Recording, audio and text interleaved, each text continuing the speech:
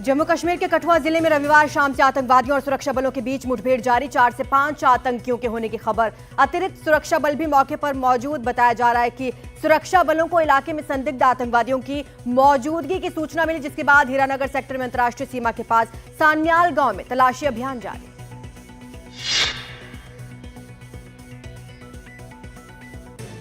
मेरठ के सौरभ हत्याकांड में आज पुलिस उसकी पत्नी मुस्कान और साहिल के स्टेटमेंट रिकॉर्ड करेगी। दोनों फिलहाल मेरठ जेल में बंद हैं। आपको बता दें कि 3 मार्च को सौरभ की मुस्कान ने अपने प्रेमी साहिल के साथ मिलकर हत्या कर दी थी, फिर उसके शरीर के कई टुकड़े कर ड्रम में भर दिया था।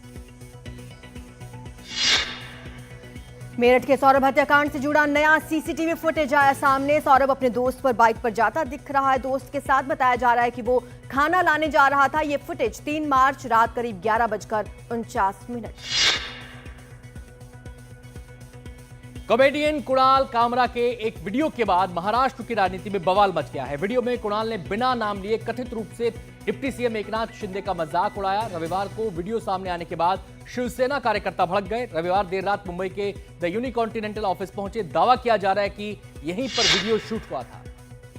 शिवसेना कुणाल कामरा के खिलाफ कार्रवाई की मांग कर रही है। शिवसेना सांसद नरेश महास्के ने कहा कि वो कुणाल को महाराष्ट्र ही नहीं पूरे हिंदुस्तान में घूमने नहीं देंगे। आदित्य ठाकरे, संजय राउत ने कुणाल का समर्थन करते हुए राज्य सरकार पर निशाना साधा। कल देर रात नई दिल्ली रेलवे स्टेशन पर अचानक से भीड़ सामान्य से ज्यादा हो गई। हालांकि हालात पर जल्द ही काबू कर लिया गया। उत्तर रेलवे के सीपीआरओ हिमांशु शेखर उपाध्याय ने बताया कि कुछ ट्रेन लेट होने की वजह से प्लेटफॉर्म पर भीड़ बढ़ गई थी, लेकिन कोई घटना नहीं हुई। बिहार के मुजफ्फरपुर में एक बहू ने जहर देकर अपने ससुर की जान ले ली। बताया जा रहा है कि उसने अपने प्रेमी के कहने पर ऐसा किया। आरोपी महिला ने पुलिस के सामने अपना जुर्म कबूल लिया। आरोपी महिला के पति का कहना है कि उसकी जान को भी खतरा है, क्योंकि उसकी पत्नी का प्रेमी दबंग परिवार से है। फिलहाल पुलिस ने महिला को गिरफ्तार कर लिया है। यूपी के बलिया में एक दिन दिल दहला देने वाली घटना सामने आई है। यहां के सराय गुलाबराय गांव में एक लड़की का शव पेड़ से लटका मिला है। पुलिस मामले की जांच कर रही है। हरियाणा के कुरुक्षेत्र में रविवार को राष्ट्रीय स्वास्थ्य मिशन कर्मियों के प्रदर्शन में जमकर बवाल। पुलिस की टीमों ने प्रदर्शन कर रहे लोगों को हटाने के लिए पानी की बौछार की। आंसू गैस का भी इस्तेमाल किया। दरअसल प्रदर्शनकारी मुख्यमंत्री आवास की ओर बढ़ रहे थे। पुलिस ने इन्हें रोकने की कोशिश की। जम्मू कश्मीर के गांदरबल जिले में एक बस और टैक्सी की टक्कर हो गई। इसमें 4 लोगों की मौत हो गई, 17 घायल हैं। यह हादसा श्रीनगर सोनमार्ग मार्ग पर गुंड इलाके में हुआ। रविवार शाम लखनऊ मेडिकल कॉलेज के एक हिस्से में आग लग गई। आग यहां के स्टोर रूम में लगी। आग ज्यादा फैलती इससे पहले ही इस पर काबू पा लिया गया। गुजरात में एक पेपर मिल में भीषण आग लग गई। ये पेपर मिल नादियाद अहमदाबाद हाईवे पर बरसोला के पास है। ये आग यहां रखे कागज बनाने में इस्तेमाल होने वाले कच्चे माल में लगी। राजस्थान के नागौर में हाईटेंशन लाइन की चपेट में आने से 3 युवकों की मौत हो गई। यह घटना नागौर के मुंदियार गांव की बताई जा रही है। तीनों बाइक से जा रहे थे। रास्ते में हाईटेंशन वायर टूटा हुआ था। जैसे ही बाइक टूटे तार के ऊपर से गुजरी, करंट दौड़ गया और उनकी मौत हो गई। ओडिशा के मयूरभंज में रविवार को राजस्व मंत्री सुरेश पुजारी के काफिले पर पथराव किया गया। मंत्री ओलावृष्टि से प्रभावित क्षेत्र की स्थिति का जायजा लेने के लिए दौरे पर पहुंचे थे, लेकिन जब वो वापस लौट रहे थे तो उनकी गाड़ी पर पथराव होने लगा। घटना में पुलिसकर्मी भी घायल हुए हैं। आज से दिल्ली विधानसभा का बजट सत्र शुरू हो रहा है। ये 24 मार्च से 28 मार्च तक चलेगा। इस सत्र में दिल्ली परिवहन निगम यानी डीटी से संबंधित कैग रिपोर्ट को पेश किया जाएगा। बजट भी पेश होगा। सीएम रेखा गुप्ता ने इस बजट को विकसित दिल्ली बजट करार दिया। यूपी में योगी आदित्यनाथ सरकार के 8 साल पूरे हो चुके हैं। इस उपलक्ष्य में बीजेपी ने प्रदेश भर में कार्यक्रमों का आयोजन करने की तैयारी की है। सभी 75 जिलों में 25 से 28 मार्च तक 3 दिवसीय कार्यक्रम होंगे।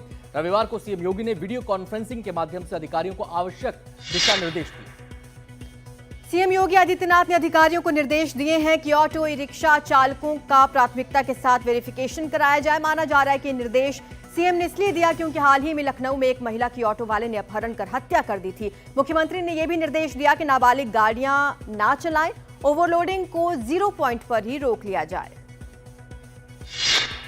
उत्तराखंड में पुष्कर सिंह धामी सरकार के 3 साल हो गए हैं। इस मौके पर उन्होंने 3 महत्वपूर्ण घोषणाएं की। प्रतियोगी परीक्षाओं की तैयारी कर रहे छात्रों और स्नातक डिग्री प्राप्त युवाओं को राज्य सरकार आर्थिक सहायता देगी।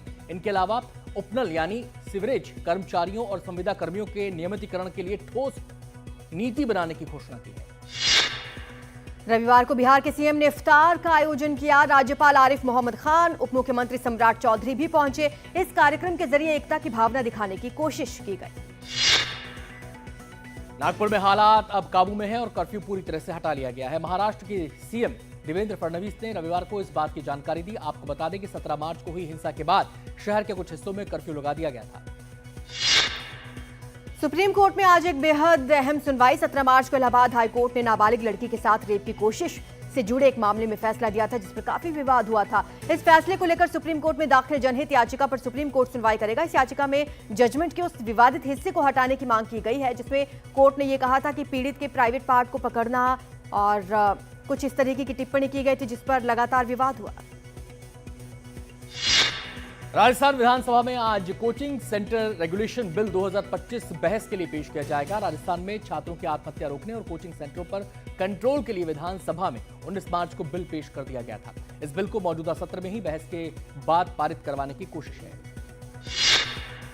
यूपी में लोनी से बीजेपी विधायक नंदकिशोर गुर्जर को पार्टी की तरफ से कारण बताओ नोटिस दिया गया। वो पिछले 3-4 दिनों से लगातार योगी सरकार, यूपी पुलिस के खिलाफ बयान दे रहे थे। उनसे 7 दिन के अंदर जवाब मांगा गया। रविवार को आईपीएल में 2 मैच खेले गए। पहले मैच में सनराइजर्स हैदराबाद ने राजस्थान रॉयल्स को 44 रन से हरा दिया। वहीं दूसरे मैच में चेन्नई सुपर किंग्स ने मुंबई इंडियंस को 4 विकेट से मात दी। कनाडा में चुनावों की घोषणा कर दी गई है। कनाडा में 28 अप्रैल को चुनाव होगा। यहां के प्रधानमंत्री मार्क कार्नी ने रविवार को गवर्नर जनरल मैरी साइमन से मिलकर संसद भंग करने का अनुरोध किया। इसके साथ ही उन्होंने चुनाव की तारीख का ऐलान कर दिया।